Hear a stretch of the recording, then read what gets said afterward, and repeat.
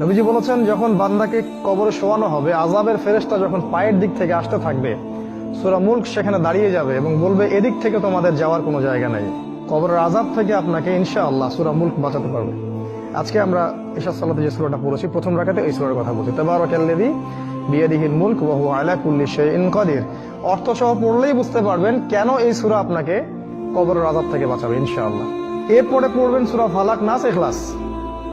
3 বার করে পড়তে হয়। হাত দুটোকে একত্রিত করে নিয়ে ফু দিয়ে মাথা থেকে গায়ের যতদূর পর্যন্ত পারেন মাসাহ করবেন। এই কাজটা কেন করতে হয় জানেন? কারণ যখন আমরা ঘুমাই তখন শয়তান আমাদের ঘাড়ে 3টা গিট দেয়। হাদিসে আছে না? প্রথম গিট দিয়ে বলে যে ঘুমাও, তোমার সামনে লম্বা রাত। আবার দেয়, ঘুমাও, তোমার সামনে লম্বা রাত। ঘুমাও, তোমার সামনে লম্বা রাত। এই যে 3 বার আপনি গাটাকে মাসাহ করলেন, ঘুম থেকে ওঠার সময় আপনার মধ্যে কোনো অলসতা কাজ করবে না। ওই গিট কেটে যাবে ইনশাআল্লাহ এই সূরার বরকতে। এই জন্য এটাও 3 বার, কারণ শয়তানের গিটও 3 বার।